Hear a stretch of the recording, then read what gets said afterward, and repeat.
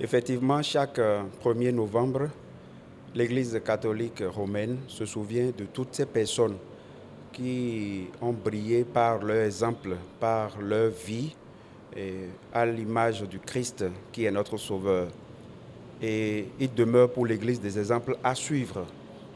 Et ils font partie déjà de l'Église triomphante parce que selon notre foi et notre espérance, toutes ces personnes, hommes et femmes, qui auront lutté pour imiter le Christ et auront correspondu à son message d'amour, nous le croyons vivement, ils sont déjà au ciel et ils contemplent la face de Dieu, ils chantent éternellement ses louanges. Alors, tous les 1er novembre de chaque année, tous les chrétiens, nous nous réjouissons pour ces personnes-là, qui sont déjà dans la joie éternelle avec le Seigneur. Et nous les célébrons en nous rappelant, nous qui sommes encore en train de lutter pour devenir saints, l'invitation qui nous a été faite de devenir saints comme notre Père Céleste est saint. Et puisque cela nous remplit d'espérance, nous espérons aussi un jour pouvoir partager définitivement avec eux cette joie quand nous aurons fini notre parcours terrestre.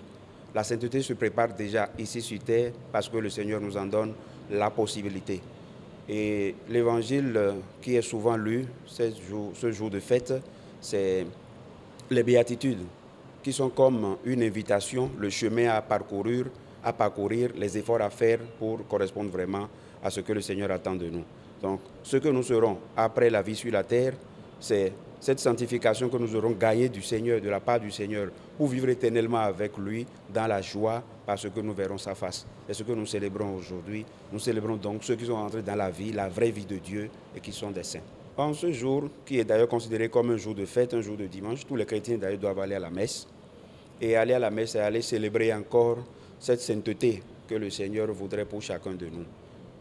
Le chrétien, en se rappelant aujourd'hui principalement que la sainteté est possible, doit faire des efforts et continuer à faire des efforts, tout en se réjouissant pour ceux qui sont déjà au ciel, de continuer lui-même à lutter pour correspondre à ce que le Seigneur attend de lui.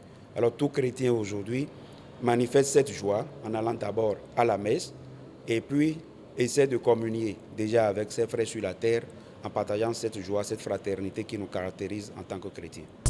Prime News TV Bénin.